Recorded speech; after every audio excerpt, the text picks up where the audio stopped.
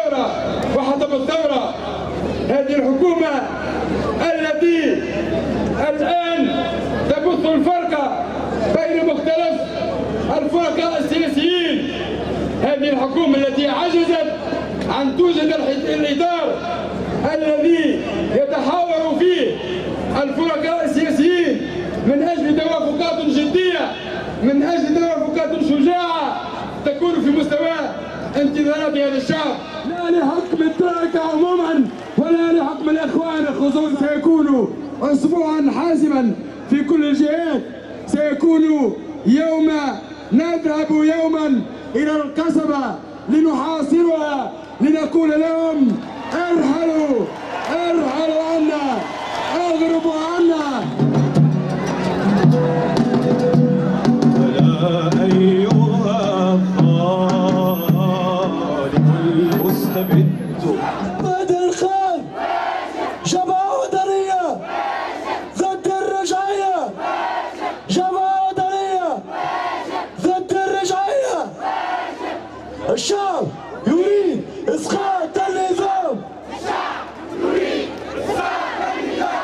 الشعب يريد إسقاط النظام،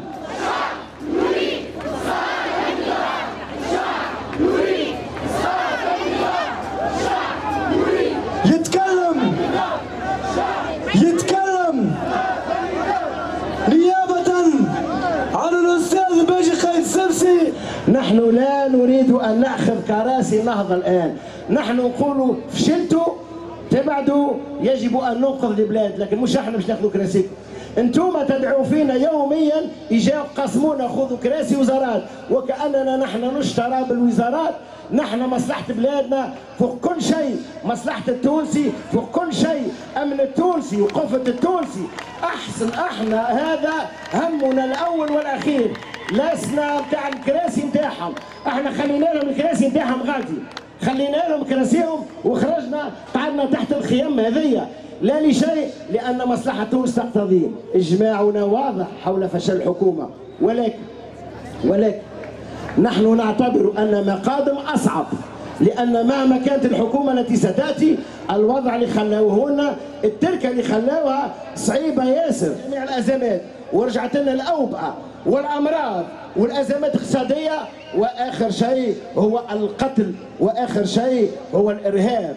وتعرفوا تورط الناس هذوما مع الإرهاب، تاريخهم مرتبط بالإرهاب. حركة النهضة نشأت في العنف وترعرت في العنف وقاعدة تحكم بالعنف، ونحن قلنا لا، انتهى، ما عادش نقبلوا أن النهضة وحكومتها يمارسوا العنف على الشعب التونسي. الشهيد خلى وصية لا تنازل عن القضية، الشهيد خلى وصية